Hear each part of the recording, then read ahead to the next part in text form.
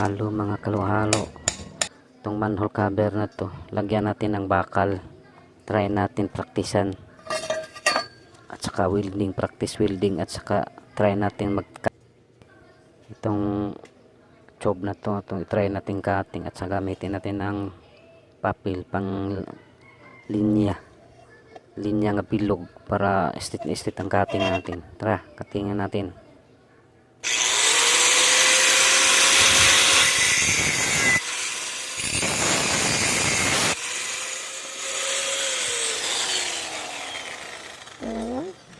Ang bilog yung cutting. Walang kasami-sami.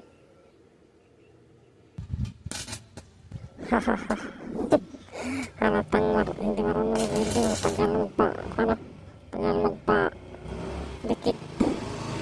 Practice.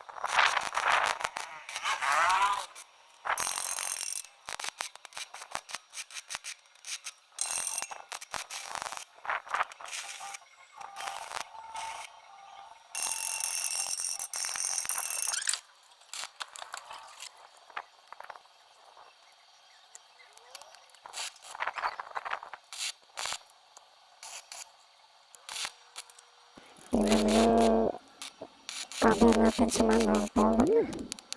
Diyan ay para yung pang-welding natin. More practice pa tayo sa welding.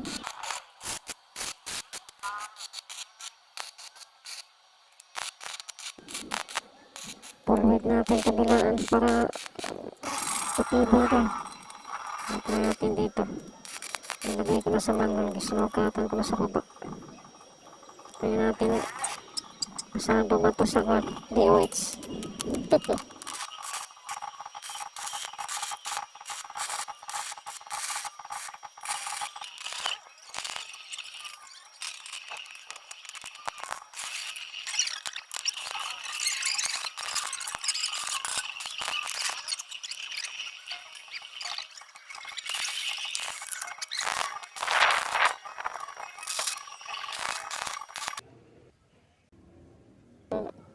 Square tube at saka tubo. Ganyan ko yan para ang welding natin kunti na lang, hindi yung malaking butas, malaking siwang. Kaya sinukatan ko lang ganun. Turo, ayun, sakto na yung turo natin. Nakita ko lang to sa DIY. Paano sukat ganun, pero iwan ko na yung pero kitang ganito space pag natin ito.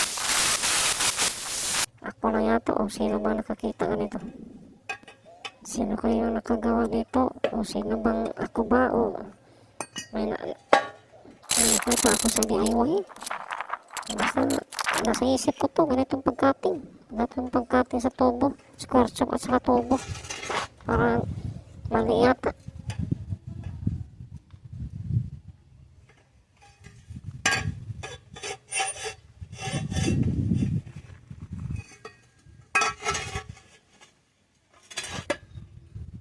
Try natin welding nun. Welding natin. Try natin nga kuha ba sa sukat sa eskwela.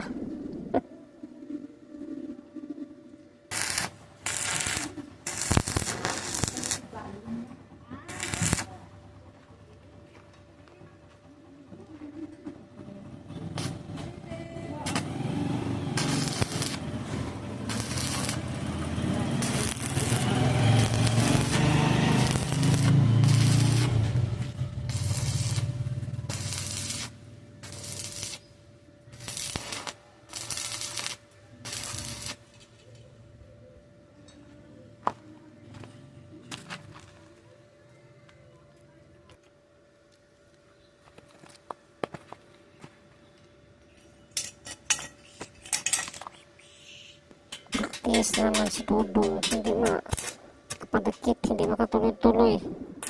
Ha? Tagal. Ang tagal ng dikit. Wala talaga. Hindi ka nakakapagkadikit. Practice yan. Kuhan. Paano indikit? Wala. Oh, wala. Tagal. Bukas may natin itong tuloy-tuloy. Yun. Tuloy-tuloy na. Sa wakas. Tuloy na pag-welding.